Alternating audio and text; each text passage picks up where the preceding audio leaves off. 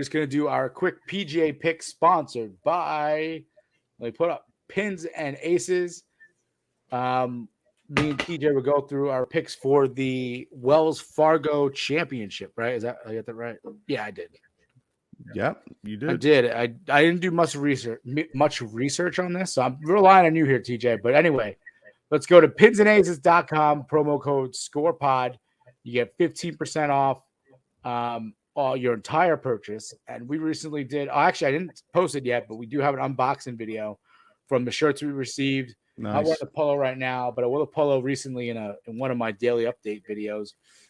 Super comfortable, nice, fabric, definitely flexible, stretchy. And the really cool thing is underneath the buttons, it has I bought the Augusta one, so it has the Augusta colors and the Pins and Aces logo, and then it has the little slit for your sunglasses to go into, which is really, really cool on the golf. Dude, I was looking at that. I was like, that's sick, because we just went on our golf trip and I kept tucking my sunglasses into the loop and it just like twists them, and it looks like without the loop, rather. Yeah. It twists them. It looks awkward through the buttons. It's not nice. And all I kept thinking was, man, when they restock some of their shirts, I'm loading up, because they have some sick merch over there. Their polos are pretty nice. And that loop for your sunglasses really comes in handy out there. It really does. And the polo I got was the Augusta one, which is cool. It has like the Augusta topography of the entire course on it. It has the green jackets on it. It says, it has Augusta, Pimento on it. It's really cool. It's a really cool polo. So check it out. Go to pinsandaces.com, promo code SCOREPOD. I also got my Uncle Sam ball marker, which is pretty cool. Nice. So I'm excited to use that next time I go on the course. But we are not here to talk more about our merch. We're here to talk about. Are we not? Because I'm wearing my Tobacco Road shirt. Oh, look at that. Just got back. Got this Tobacco Road bad boy to hang up in the bar. The Par Then Bar Championship. Yeah. Took it from my cousin was the winner last year. This year I secured the win. Broke 90 at Tobacco Road, which is no easy feat, especially for me being 15, 16 handicap. Yeah. I was pretty damn excited. Impressive. I actually started birdie, par, birdie, and then it all went downhill. So then all of a sudden the doubles came into effect, and that's how you shoot in the 80s instead of shooting in the 70s. But yeah. I'll take it. I'm excited about it, and I get to talk shit now for a whole year. Hey, that's definitely worth it. And we're gonna have our little somewhere we're gonna figure out. I don't know if we're going back to Atlantic City or we're gonna go somewhere else. I'm trying to set that up for us.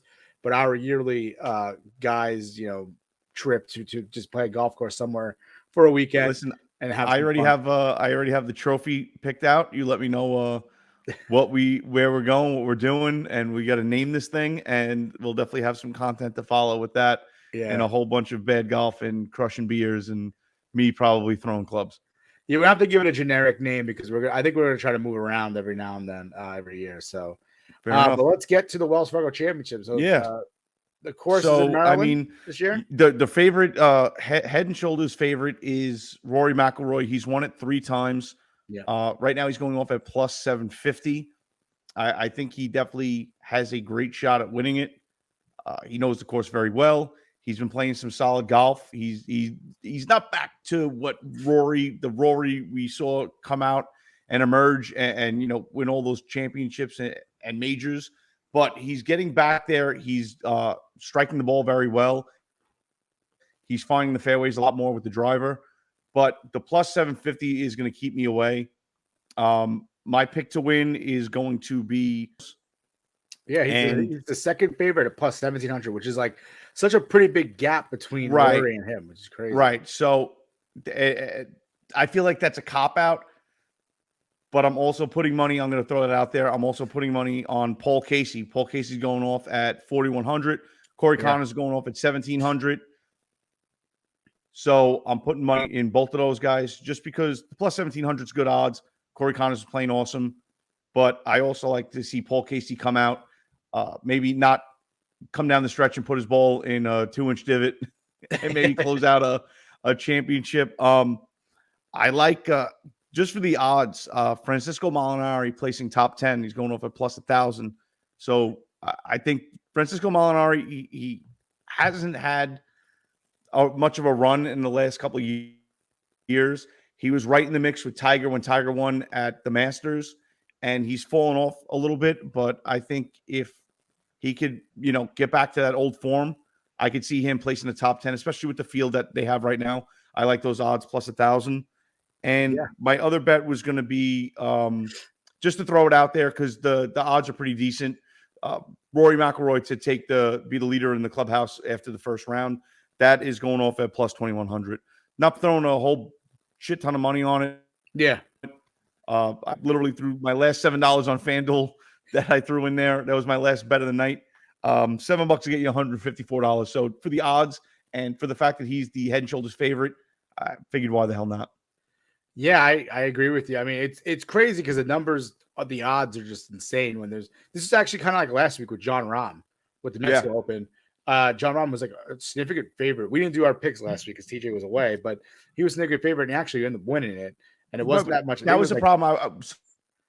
So I was away. I was also watching it though, and I think he was only like plus 410 or something like that. 450, I think, for the team. Yeah, that's what I mean. Those type of odds make you want to steer clear, but it was a soft field.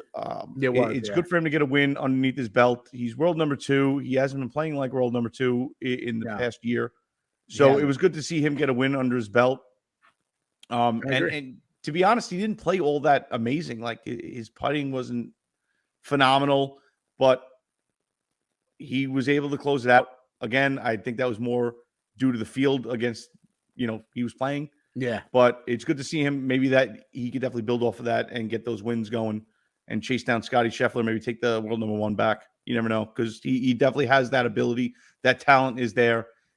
So if this win gets him to break through and tap into, that level of competition that he's known to have, it's going to make for some good golf going down the stretch, especially going into, the next couple of majors. Yeah, I agree with you. So for my pick, I've been staying away from the winners. If you want to try to make some money, it's a little easier to go top 10, top 20s. So I actually find this interesting because the second favorite in this is Corey Connors. But if you go to the top 10 odds, Matthew Fitzpatrick has better odds to get into the top 10 than Corey Connors. So he's second favorite to be in the top 10. He's a plus 135. I'm going to go with Matthew Fitzpatrick in this week. I've been sticking with him throughout this year, top 10, top 20 finishes. He's hit a couple times, obviously not all the time, but he's been in there. He's in the mix usually. Tony Finau now is a plus 210. Yeah, if you listen to this podcast, I always bet Tony Finau. I'm not saying do it, but I'm probably going to do it. But don't listen to me on that pick. But if I'm going to go outside the box here, like I said, this isn't too much. I haven't done too much research on this, but I'm going to go with Keegan Bradley plus 380 for a top 10 finish. And those are gonna be my 2 picks for today. Like I said, I haven't done too much research. I don't want to do a winner because I feel like with Rory being such a high favorite, it's a little bit of a softer field, same as last week with Mexico Open. I don't want to pick the outright winner this time. I think it's a little bit tighter though. I think you got a little more competition than last week. Yeah.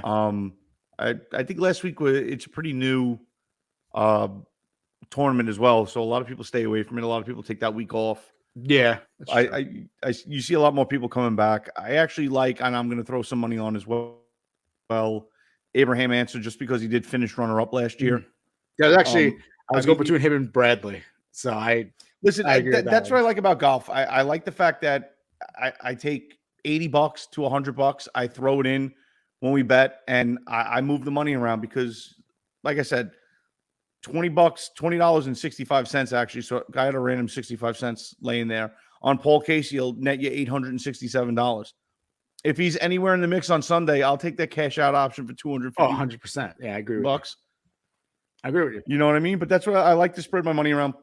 Paul Casey, Corey Connors. I'm going to take Abraham Answer just because, like I said, he came runner up last year. And then the top 10s. The top 10s are great. You have 10 spots to take down some money. Yeah. You know what I mean? Great. And the top 20 is a bit better because sometimes there are guys with like long odds that can be in the mix top 20. And, there's been times where I've bet Tony Finau, to be in the top 20 and he was outside of it. And then like someone misses a putt and next thing you know, he's in the top 20. Yeah.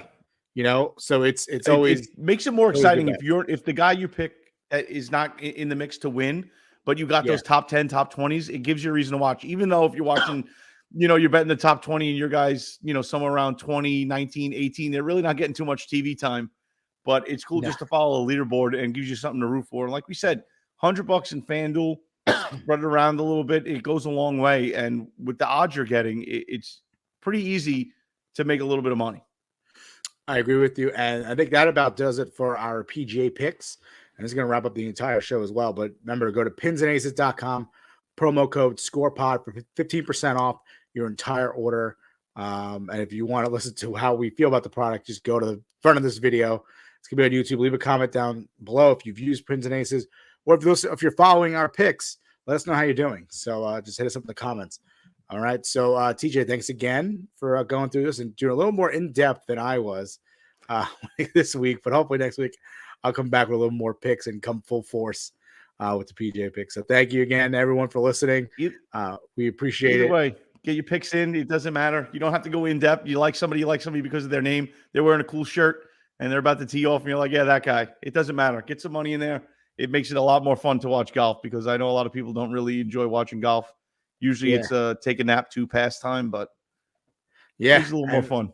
Yeah, I remember that's how I got into watching golf. Was just hungover in college, just watching golf every Sunday. But yeah, that's it for us here at the Scoreboard X podcast. We appreciate you sticking around with this, and we'll see you later.